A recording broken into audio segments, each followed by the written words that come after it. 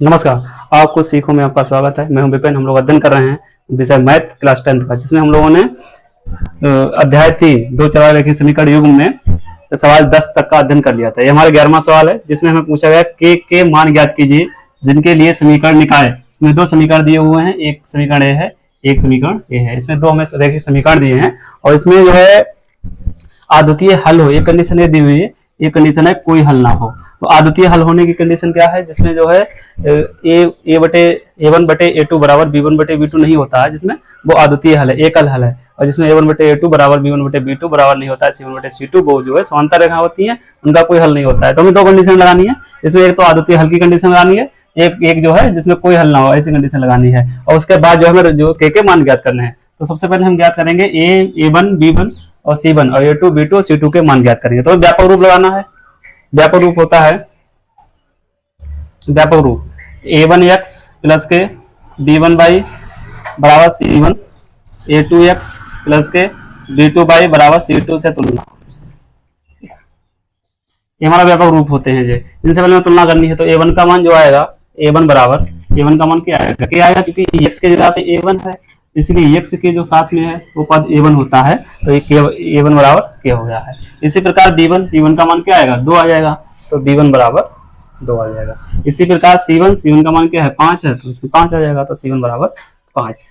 इसी प्रकार A2 का मान 3 है, तो A2 बराबर 3, B2 बराबर 1 और C2 बराबर 1, क्योंकि बाई है, बाई के साथ कोई पद नहीं है, तो उसमें हमने 1 मानना होता है। ठीक है, यदि x बाई के साथ में कोई जो है संख्या नहीं है, तो उसका मतलब उसके साथ 1 रहता है। तो जो है B2 का मान क्या रहेगा, 1 आ जाएगा, और C2 का मान जो है वो भी 1 आ जाएगा। हमें कंडीशन लगानी है। पहली कंडीशन है अद्वितीय हल होने की। यदि अद्वितीय हल हो, यदि अद्वितीय हल हो, अद्वितीय हल हो, तब क्या होता है, a1 बटे a2 बराबर नहीं होता है b1 बटे b2 के। अब इसे मार्क लेने हैं। a1 का मान क्या है, k बटे a2 का मान क्या है, 3 बराबर नहीं है, b1 का मान क्या है, 2 बटे b2 का मान क्या है, 1। इसे हल करेंगे तो k बराबर नहीं होगा, 3 दूनी 6, 3 से गुणा हो जाएगी, तो k कम k और 3 दूनी 6, तो k का मान क्या आएगा, कि जो k बराबर नहीं है 6 के। इसी प्रकार हमारे पास दूसरी कंडीशन है, वो क्या है, यदि कोई हल ना हो, और कोई हल नहीं होगा, कोई हल ना होने पर क्या कंडीशन होती है, कि a1 बटे a2 बराबर b1 बटे b2 बराबर नहीं होता c1 बटे c2। ये कंडीशन का है, कि ये कंडीशन जो है समांतर रेखाओं की कंडीशन है। समांतर रेखाएं होती है, यदि समांतर रेखाएं होती है तब ये कंडीशन बनती है, और समांतर रेखाएं होती है तो उसकी जो है असंगत है, और असंगत है और कोई हल नहीं होता है, कोई हल नहीं। ये तीन कंडीशन बनती है समांतर रेखाओं की। तो इसमें पहले इससे हल कर लेंगे। a1 का मान क्या है, a1 का मान k है बटे a2 का मान क्या है, 3 है, 3 बराबर b1 का मान क्या है, 2 है बटे b2 का मान क्या है, 1। 3 से गुणा कर लेंगे तो k कम k बराबर 3 दूनी 6, तो k का मान क्या आ जाएगा, 6 आएगा। यदि अद्वितीय हल है तो k का मान 6 के बराबर नहीं होगा, और कोई हल ना कंडीशन होने पर k बराबर 6 आ जाएगा। बस यही दो कंडीशन पूछेंगे थे इसमें हमें। और सवाल इंपॉर्टेंट है। सवाल जो है एक तो एनसीईआरटी का सवाल है, एनसीईआरटी का सवाल है, इंपॉर्टेंट सवाल है, ठीक, परीक्षा में आया हुआ सवाल है। अगला जो सवाल है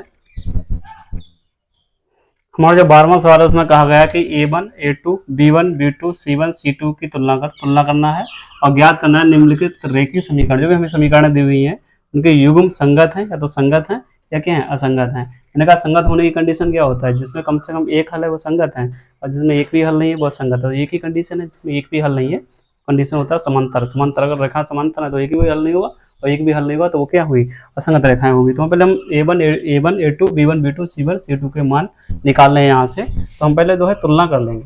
क्या तुलना करेंगे, व्यापक रूप से होता है a1x प्लस के b1 बाई बराबर c1 और a2x प्लस के b2 बाई बराबर c2 से तुलना। पहले से तुलना करेंगे। तुलना करने के लिए a1 का मान क्या आएगा, a1 का मान 3 आएगा, b1 का मान क्या आएगा, 2 आ जाएगा, और c1 का मान क्या आ जाएगा, 5 आ जाएगा। इसी प्रकार a2 का मान 2 आ जाएगा, b2 का मान -3 आएगा, -3, और c2 का मान क्या आएगा, 7 आ जाएगा, 7। ये हमने तुलना कर ली है। a1 b1 c1 और a2 b2 c2 के मान निकाल लिए हैं। इसके बाद हमें क्या करना है, संगत असंगत ज्ञात करना है। ठीक है, तो हम जो जांच करेंगे a1 बटे a2 तो A1 बटे A2 क्या आएगा 3/2। फिर हमें जो है B1/B2 मान निकालना। B1 का मान क्या है 2, B2 का मान क्या है -3, तो हमें निकालना C1/C2। C1 क्या है 5 है, C2 क्या है 7 है। अब जो है जांच करने के बाद आपको ज्ञात हो रहा होगा कि A1/A2 बराबर नहीं है B1/B2 के। ये बराबर ही नहीं, क्योंकि 3/2 है और जब माइनस में है, और 2/3 मतलब उल्टे हुई है, माइनस में है, इसका मतलब जो बराबर नहीं है। और जब बराबर नहीं है तो ये रेखा होती है प्रतिच्छेदित। और जो रेखा प्रतिच्छेदित होते हैं उसके क्या होता है, एक हल होता है, एकल हल होता है, या हम आद्वितीय हल भी कह सकते हैं इसे। आद्वितीय एकल हल आद्वितीय हल होता है। और कम से कम यदि एक हल है तो वो रेखाएं कैसी होंगी, संगत रेखा होंगी। कैसी रेखा होंगी, संगत होंगी। तो जो रेखाएं कैसी हैं, संगत रेखा है। ठीक है, आसान सवाल है और इम्पोर्टेंट भी सवाल है। 2021 में सवाल ये आया हुआ सवाल है, कर लेंगे। हमारा जो अगला सवाल है, निम्नलिखित समीकरण निकाय को विलोपन विधि से हल कीजिए। विलोपन विधि से हमें जो है समीकरण हल करनी है। तो इसमें सब क्या करना है, जो भी अनुपात में संख्या है उन्हें हम सरल जो है समीकरण बना लेंगे। तो x/2 प्लस के 2y/3 प्लस का 1 बराबर 0 कैसे बनाएंगे। तो इसमें कोई संख्या नहीं तो बटे कर लेंगे। कोई भी सिंगल संख्या होती है उसके बटे में कोई संख्या ना हो तो उसके बटे में 1 माना जाता है। ठीक, अनुपात में 1 माना जाता है। तो 1 के अनुपात में कुछ नहीं था, तो इसलिए मैंने इसमें जो है 1 मान लिया। अब इनका एलसीएम ले लो। एलसीएम लेने के लिए क्या आएगा, 6 एलसीएम आएगा। 3 कम 3, 3 दूनी 6, 6 संख्या ऐसी है वो 2 से भी कटेगी, 3 से भी कटेगी और 1 से भी कटेगी। एलसीएम में क्या है, सबसे जो बड़ी संख्या होती है उसकी टेबल पढ़ते हैं, और जब तक टेबल पढ़ते हैं जब तक जो है तीनों संख्या उसे काट ना दें, या 4 संख्या और भी संख्या होंगी तो उसे जब तक काट ना दें सारी संख्याएं, तब तक टेबल पढ़ते रहते हैं, उसका एलसीएम रहता है। तो जैसे 3 दूनी 6, 6 आ गया है, 2 से भी कट जाएगी, 3 से कट जाएगी, 1 से भी कट जाएगी 6, तो इसका मतलब 6 इसका एलसीएम सही है। अब 3 से गुणा कर लो तो 3x हो जाएंगे, प्लस के 2 दूनी 4y हो जाएगा, और प्लस के 6 कम 6 बराबर 0। ये बटे में उधर जाएगा तो जैसे 0 हो जाएगा। तो 3x प्लस के 4y प्लस के 6 बराबर 0। तो 3x प्लस के 4y बराबर माइनस के 6। ये समीकरण 1 हो गई। इसे भी सरल कर लेते हैं। तो x माइनस के y/2 बराबर 3 बटे कर लेंगे, एलसीएम 2 आ जाएगा, 2 एकम 2x हो जाएंगे ये यहाँ पे, और माइनस के y हो जाएगा बराबर 3। ये बटे में उधर गुणा हो गई जाके। तो 2x माइनस के y बराबर 3 दूनी 6, समीकरण 2 हो गई। अब समीकरण 1 और 2 को हल कर लेंगे।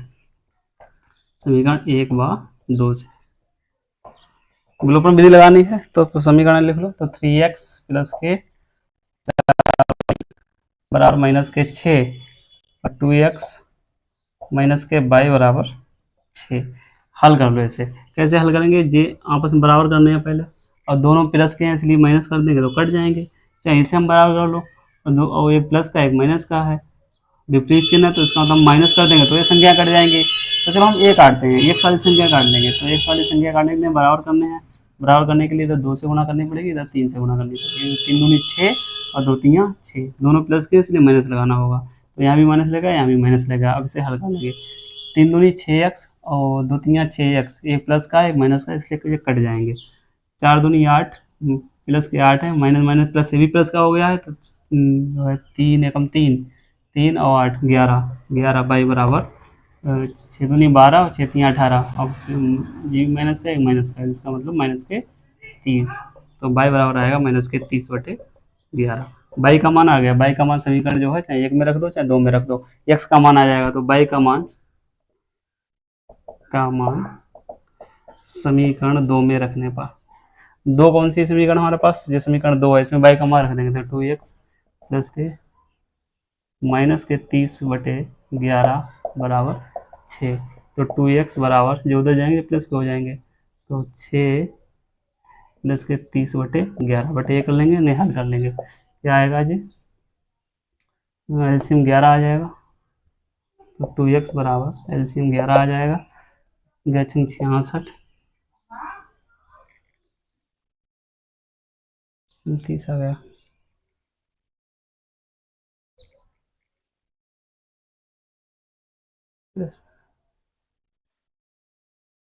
हाँ जब माइनस था यहाँ पे माइनस चिन्ह था, माइनस, इसलिए जो है यहाँ पे माइनस हो जाएगा। ठीक है, तो 66 माइनस के 30। तो 2x बराबर 36/11, 2 एकम 2 18 दूनी 36। तो x बराबर आ गया है 18/11। x का मान 18/11 है, y का मान जो है माइनस के 30/11। आसान सवाल है। 2022 में आया हुआ सवाल है, इम्पोर्टेंट सवाल है। बस क्या करना है, हमें इनका एलसीएम ले लेना है। एलसीएम लेके 3 से गुणा करने में तो साधारण जो है समीकरण बना लेंगे, अनुपात वाले समीकरण को साधारण समीकरण में बदल लेंगे।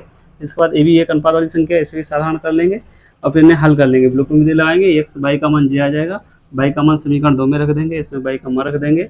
बाई का मान जैसे समीकरण 2 में रखेंगे वैसे एक्स का मान हमारा जो है 18/11 आ जाएगा। इंपॉर्टेंट सवाल है और आसानी सवाल है, ठीक है।